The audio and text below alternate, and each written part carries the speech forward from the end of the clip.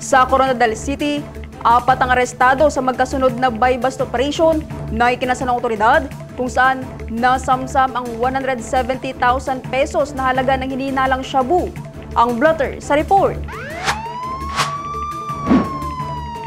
Bandang alas 8 ng gabi noong November 11, nagsagawa ng checkpoint operation ng mga tauhan ng Coronadal City Police Station, katuwang ang South Cotabato Highway Patrol Team, sa kahabaan ng General Santos Drive, Barangay Morales, Coronadal City. Nasabat ng mga otoridad ang isang pulang transformer minivan kung saan napansin sa center console ang 2 sachet ng hinihinalang shabu na nakalantad. Sa isinagawang masusing inspeksyon, natuklasan pa ang karagdagang mga sachet ng hinihinalang shabu, ilang cellphone at isang coin pouch.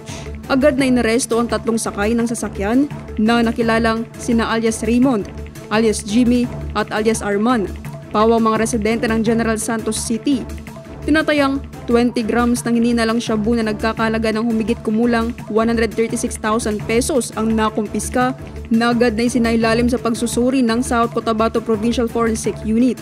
Samantala, bandang alas 12 ng madaling araw noong November 12, ikinasa ng pinagsanib na puwersa ng Pulumulok Municipal Police Station, SCPPO Drug Enforcement Unit, SCPPO Provincial Intelligence Unit at PIDEA ang isang buy-bust operation sa Barangay Pagalungan, Pulumulok, South Cotabato. Naresto sa operasyon si alias Bebe, 48 years old, residente rin ng General Santos City. Nakumpiska mula sa kanya ang 11 sachet ng hinihinalang shabu na tumitimbang ng humigit kumulang 5.2 grams at tinatayang nagkakalaga ng 35,000 pesos kasama ang 500 pesos marked money at isang pouch. Ang sospek at mga nakumpiskang ebidensya ay dinala sa Pulumulok MPS para sa kaukulang disposisyon habang inihahanda ang mga kasong paglabag sa Section 5 at 11, Article 2 ng RA 9165 o Comprehensive Dangerous Drugs Act of 2002.